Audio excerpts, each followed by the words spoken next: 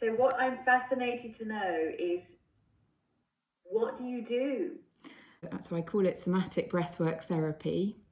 And I do this with people in person and also online. And we work with the breath to help people come into their bodies and to feel what's there. So the body can hold on to a huge amount of emotional content, and if there's too much of an accumulation, we can end up feeling quite stuck or depressed or anxious, to name a few of the things that can happen. And so we use the breath, and if we're working in person, we also use touch to help people venture into the landscape of their bodies and use the breath to touch up against whatever's holding there. And the breath is really key because most of us will have made some kind of adaptation in our lives, and that can be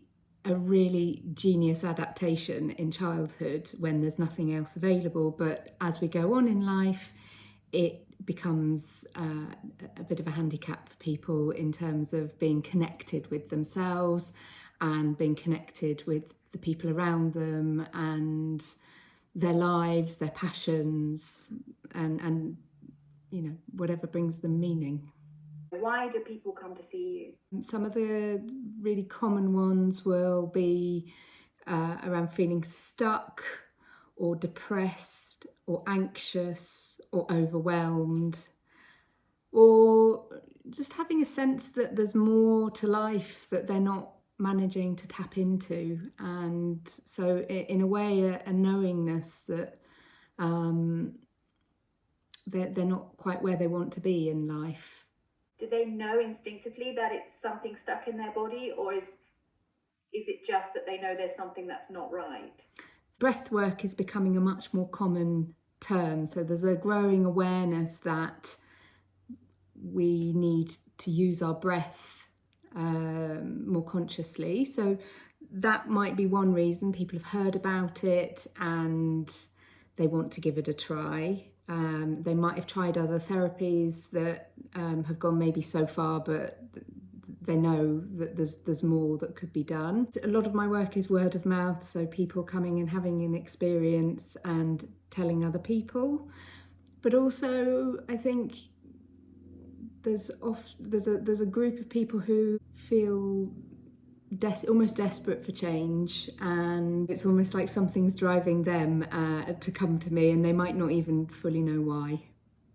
Yeah, I think that a lot of the talking therapies, that you can do those for years and realize you're not actually really getting anywhere, that it's a perpetual problem. So, maybe something about the somatic and the breath work is something that is a bypass. Is that, do you think? It certainly does bypass, it bypasses the ego. So this can be really helpful for people because sometimes our minds are not our friends, and have a narrative that is really about keeping us safe rather than helping us change. I really am a big advocate of talking therapy as well, and I think the two combined can be really powerful.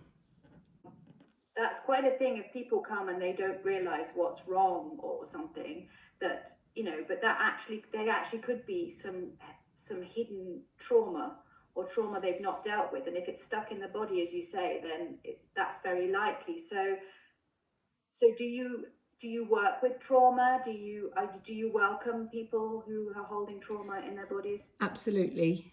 This trauma is a big part of my work. So it might be developmental trauma that people have suffered. So that would be neglect, abuse that's happened early on in the developmental years of life. So that can be quite chronic, ongoing. So it's not one big thing that's happened, it's just daily difficulties. A lot of people come with difficulties with relational issues between family, partners. So that fits into the sort of relational trauma that might have occurred growing up. There is also acute trauma, where something, a one-off event has happened to someone and they're feeling traumatized by it.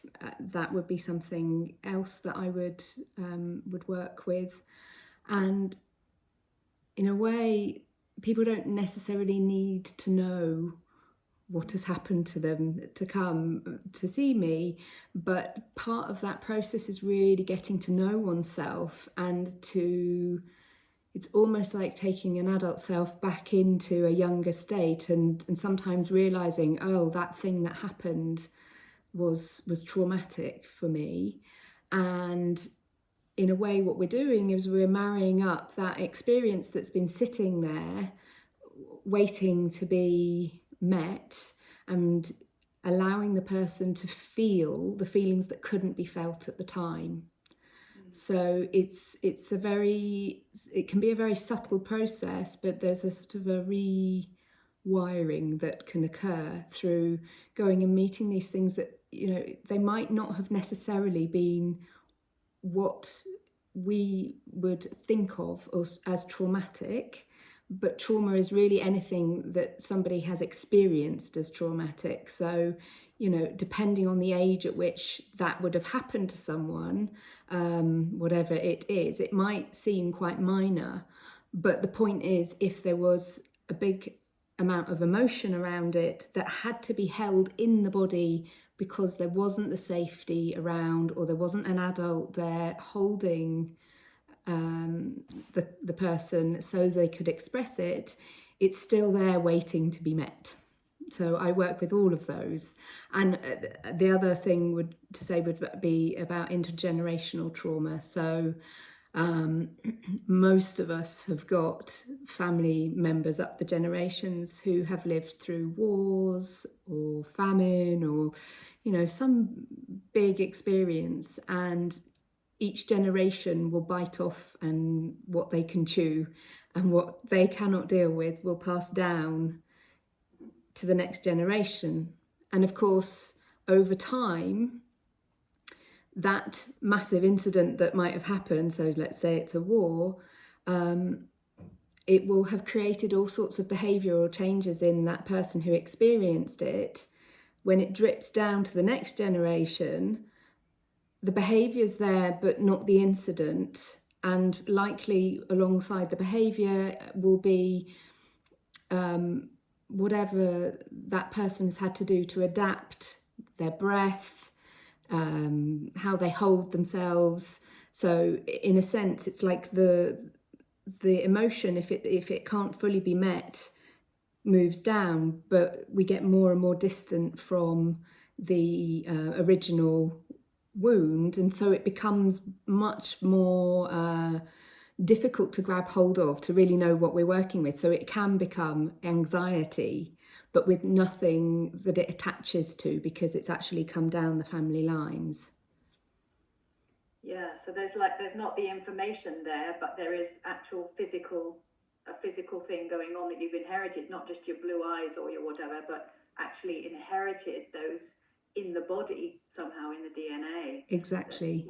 So, and there's no information for it. So I suppose it's is it about helping people to, because you don't have to then, especially if it's intergenerational, relive a trauma or know what that trauma is, but it's about allowing your body to safely feel those things. Exactly, yeah. So you don't need a story. Sometimes the story is important, but oftentimes really what we're trying to get to is the feeling, and letting go of any need to try and put a frame around what it is. So really to go into the emotion.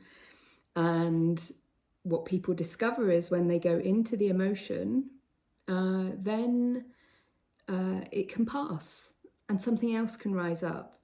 So in a way, we become a little bit unstuck in a good way. So, if that's been holding there and we've had to contract our bodies around it, so things get tightened. By bringing the breath in and feeling the emotion, something can expand and release, and that is an exciting development. We don't know how that's going to impact upon a person when we're doing the work, but just the fact of giving it attention, allowing something to be expressed, and creating space means something new can come in.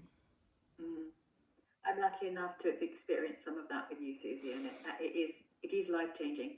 So, what techniques can you describe for people? What techniques you use? So it will depend how we're working together. So if I'm working online with someone, obviously I cannot touch the person. So we're really dependent upon working with the breath. So I use a technique of asking people to breathe in and out through the mouth, which is a conscious breath. That can be quite a lot, because in a way, by allowing a free passage of air, we're saying yes to what's there and not controlling it. That can sometimes feel quite threatening for people. So somebody might want to use a breath through the nose to slow things down. So we play with different breath styles according to what's needed. If I'm working online, I'm asking somebody to hold their own hearts, to give themselves an anchor to breathe towards. If I'm working in person, I'm placing a hand on that person and using pressure and presence to help somebody come in underneath wherever I'm holding, so that they can feel what's underneath. I also work with, you could think about, how is the person presenting when they come and see me? So if somebody's very shut down, the work that I might do with them would be to start to help them open up. So more activating movements to help people feel themselves. If somebody's really overwhelmed, what I want to do is help close down the nervous system a little bit. So I will use holding techniques, or I will get somebody to hold themselves. And we underestimate in society really the power of holding. And if you think about what babies need, it's to be held, and that's how their development can really go well, is to feel held by another person. So that's a really important technique that I use often. So in a way, there's this movement between techniques that are going to open people up to themselves, and then there are techniques that are going to close them back in and give them a sense of where they start and finish, so they don't feel porous in the world. And it's a dance between those two gestures, really. So I suppose what you do is you have an instinctive physical reading of their energy and everything as you meet them. Yes. And then you can tell what needs to be, where the movement needs to go. That's right. So it's quite an instinctive process for you. Yes. So what actually happens in a session? How can you describe what actually happens, so that if I wanted to not be nervous and wanted to feel reassured that I could come forward, what actually happens in a session? Okay, well, the first thing to say is that people do often feel nervous before this kind of work. It's almost like the body knows something's going to happen. So that being, I suppose, first and foremost, is to be willing to go, okay, this is something that my mind doesn't know and it cannot grasp. So that's really key, to expect that you might feel nervous before coming. The sessions can really range, because we are working with all the different emotions. They could go from being really very quiet and subtle. We might be working with the resistance people feel when breathing, that it might not be enjoyable to make a connection with the breath. So all the defense mechanisms might come into play. And in those cases, the work is really letting the person experience how do they resist breathing into their bodies, where does the breath get stuck, and so those sorts of sessions can be quite quiet, quite subtle, and it can be a really painstaking, slow process of helping people gradually build a sense of trust in themselves and with me to meet whatever's there. And if they've been staying away from it, there will have been a good reason, and they've probably been doing it for a long time. So sometimes the sessions are very quiet, and there might not be some big firework moment of everything being released, and that's okay. And it can be really important, especially if somebody's nervous system has been completely overwrought. We want really to help people feel a sense of containment. So that's one end of the scale. If somebody's holding something that's really close to the surface, there might well be a release of emotion. There might also be the body might just move involuntarily, I suppose you could say, and this is what we want to allow. So wherever we've had to condition ourselves into acting a certain way, putting a smile on things, being a good girl or a good boy, this is where some of those coping mechanisms might break away, and we come into maybe the distress that's lying underneath, and we allow it to be expressed. So there might be tears, but equally there might be laughter.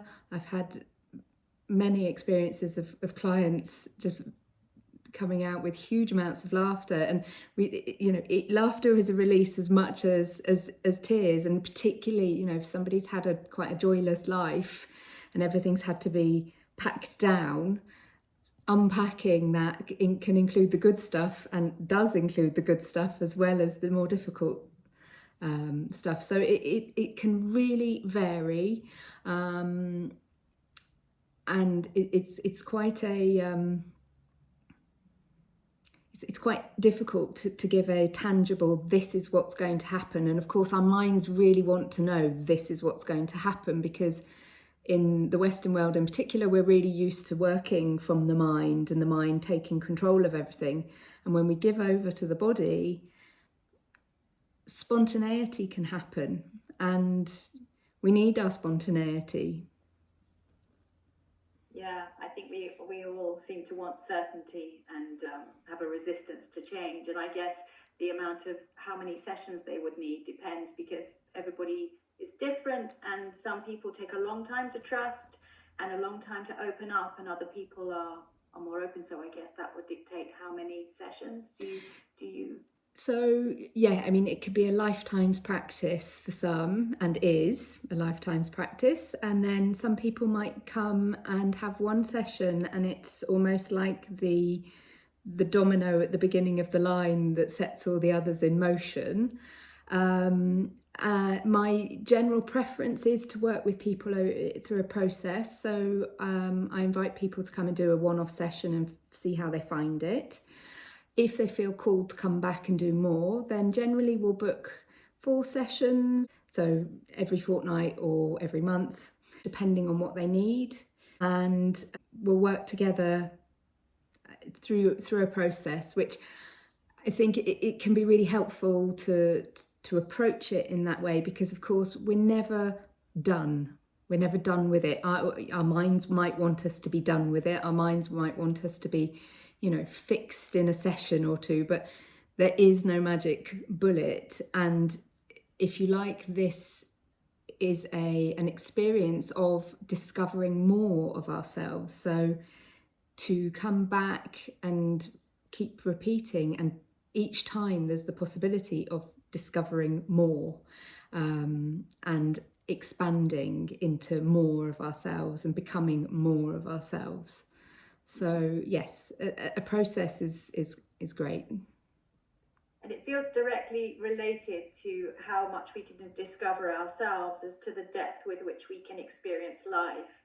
And of course, that extra depth that you feel in life, life feels more fulfilling in a way. It's richer. So so I wanted to ask you of you have many years of experience. You have I've years of experience. So I've been doing this work. I started just over 7 years ago. And prior to that, I had been working in a mental health charity where I'd been developing coaching techniques, helping people to ask the big questions around meaning. What's their life about? What makes them tick? What makes them happy? What brings them joy? What stands in their way of that? So this has been a long process of becoming, to do this work, and I think even as a practitioner we're never done. There's always more to explore, both in ourselves and with the people that come. So each person brings their own needs, and so yeah, I consider myself to be constantly on a learning curve, and continuing to train in different disciplines and taking advice to really give my clients the best experience. So from all those years, you must have seen many different outcomes. So can you? It might be difficult to, but generalize a little bit or give an idea of those outcomes that you've seen. I've seen people become more themselves, I suppose, would be a way of putting it, and being willing to make choices that perhaps they might not have been willing to make previously. So in a way, putting themselves in the centre of, this is my life, these are my needs, I have to tend to these first in order to be okay in the world. And that might mean then, saying no to habits of trying to take care of other people at the expense of themselves, or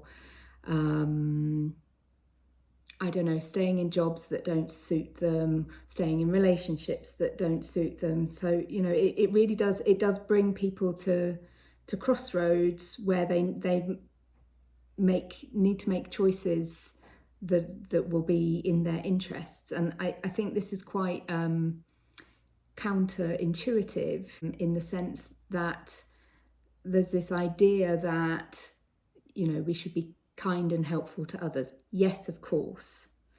However, that has to start with the self.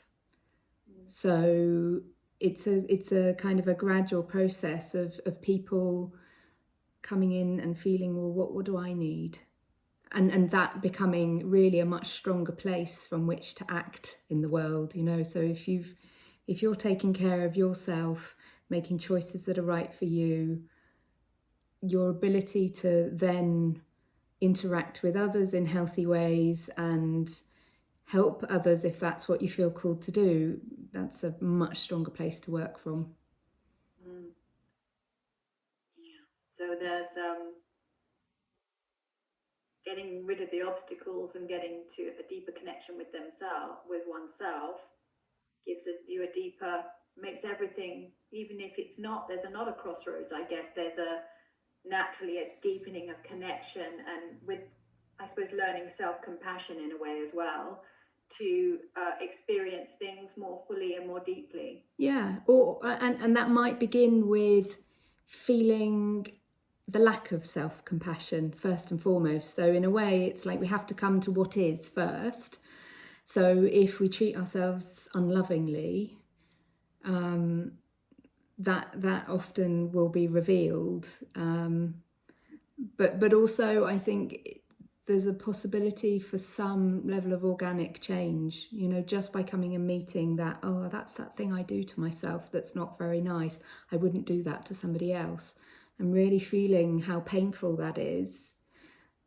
So without then necessarily needing to go and make an active choice. It might be that behaviour can fall away and give rise to something new. I think that's huge. That makes me feel quite emotional when I hear you talking about that. Are people getting rid of unwanted emotions when they work with you? Can you actually, I mean, one might have an emotion that one feels regularly, like a recurring nightmare or something, or just, a default place to go. Can you actually shift that? Can you rid yourself of those very difficult emotions when we work with you? Well, there's often a desire to get rid, and in a way, when people want to get rid, it's a way of saying I don't really want to feel this, whereas actually it's the opposite that's needed. So by saying yes to feeling the thing that we don't want, the paradox of that is that then it might let go and resolve. But if we stay attached to, I just want to get rid of this and I don't want to feel it, there's a phrase, isn't there? What we resist persists. So so it's really quite kind of counterintuitive in a way. So no, we can't get rid of, but we can meet and say yes to the thing that we don't want, and then there is a possibility for it to move by itself. Yeah. I was going to ask, how many sessions do people need?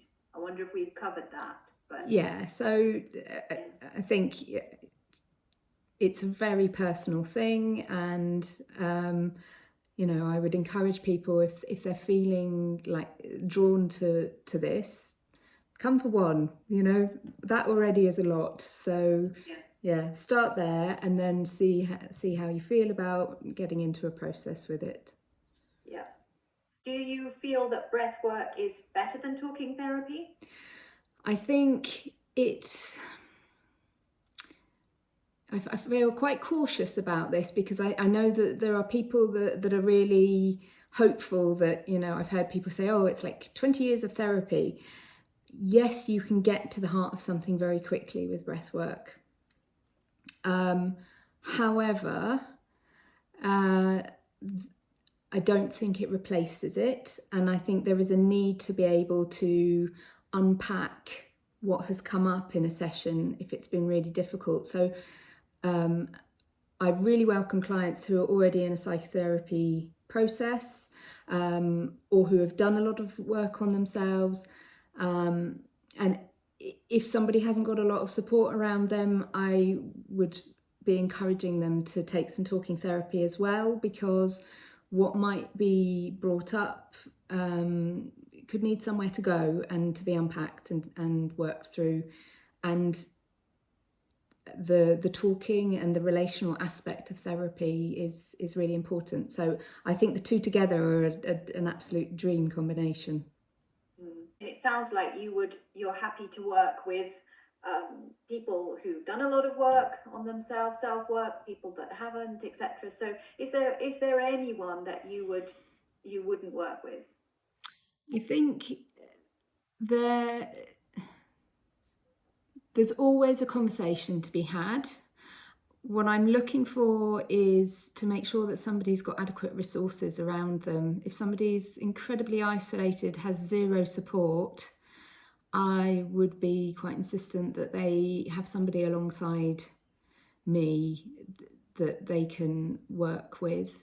I think equally, if somebody's got history with psychosis, that's something to be really careful with. We need to be careful with people's psyches and recognise fragility. So it's not to say that there's no work that can be done, but for somebody in that situation, we'd need to think really carefully about how we would work together, because the last thing I would want to do would be to open up those wounds again. We can often find ways of working very gently that is, again, this gesture of closing things down and holding rather than opening things up.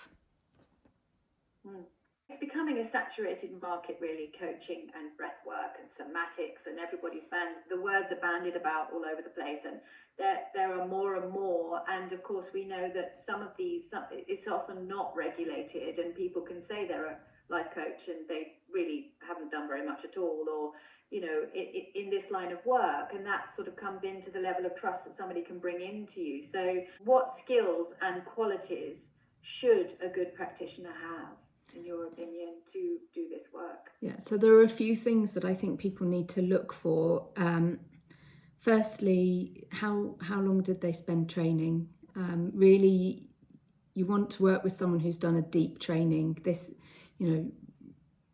as I mentioned previously, you are interacting with people's psyches, so there needs to be an awareness of what that means and how you then work with someone. So someone who's done a good deep training of 2 or 3 years at a minimum would be important. I think you also want to ask, well, what has your practitioner done in terms of personal work?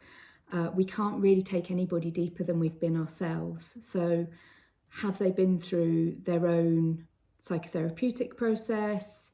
What have they done to heal their wounds so that it doesn't get messy? If somebody's not done a lot of work on themselves, it's going to be very difficult for them to get clear about what they're bringing to the session, and the practitioner is always present, so how aware are they of what they bring, and have they done work on themselves? And then the third thing is, well, have they got access to professional supervision?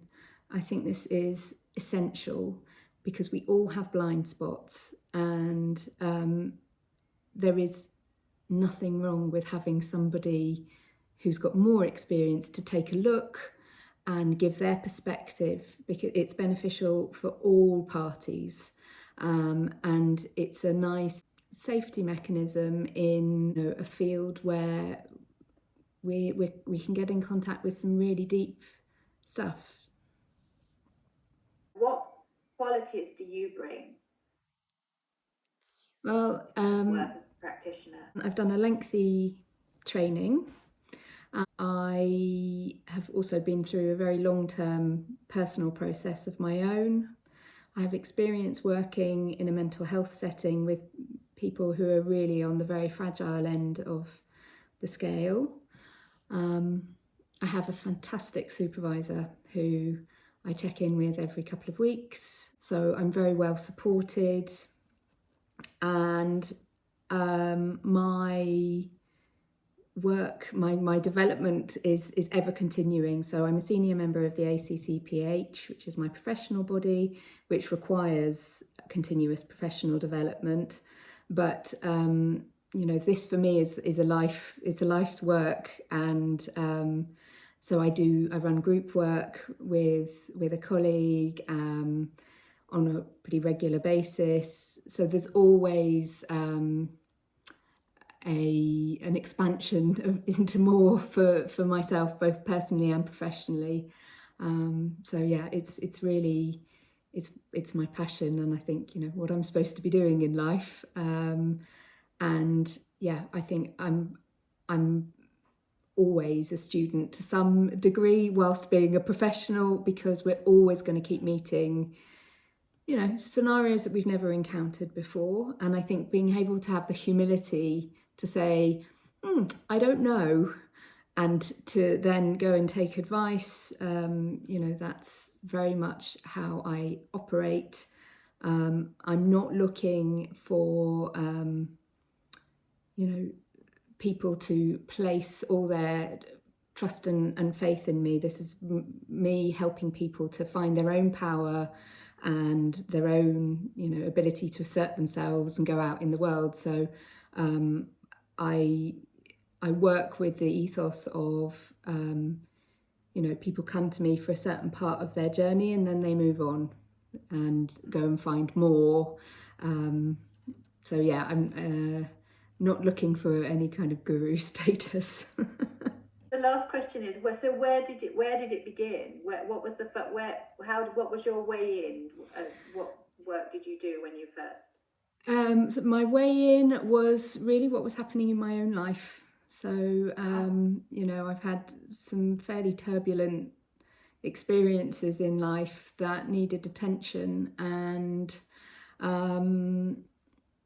they were quite life-changing experiences. So I knew that I needed a space to go and really dig into what had happened to me, and so in a way, the need that brought me to what I do also served as a really good way of I'm not asking people to do something that I've not done myself. So it was a really good way of feeling the intensity that can come with this kind of work, and to remember that for clients that then come and see me. And sometimes people come with, not always similar issues, but often there'll be some flavour of things that I know at a personal level. So it can be helpful to have that lived experience when I'm working with others. Yeah. And you were a massage therapist as well, weren't you? I was, yeah. I started with massage, 22 years ago.